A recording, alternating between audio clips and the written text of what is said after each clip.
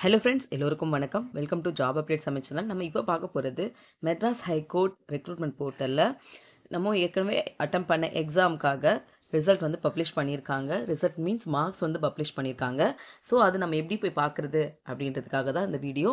So நீங்கள் வந்து Madras high court recruitment portal இருக்குது இல்லைங்களா, அதில் வந்து நீங்கள் ஓப்பன் பண்ணிக்கோங்க. இந்த பேஜில் ஓப்பன் பண்ணிவிட்டு நீங்கள் வந்து ஸ்க்ரோல் டவுன் பண்ணிகிட்டே வந்தீங்கன்னா மொத்தமாக 4 இது வந்து அப்லோட் பண்ணியிருக்காங்க. போஸ்ட் வைஸ் டிரைவருக்கு ஒரு இதுவும், அதே மாதிரி சீனியர் ஜூனியர் பெய்லிஃப் அது ரிலேட்டடாக ஒரு இது, அதே மாதிரி கிளீன்லெஸ் ஒர்க்கர், கார்டனர், வாட்ச்மேன் அது ரிலேட்டடாக, ஆஃபீஸ் அசிஸ்டன்ட், காப்பீஸ் அட்டெண்டர் இதெல்லாம் வந்துட்டு அப்லோட் பண்ணியிருக்காங்க. சரிங்களா?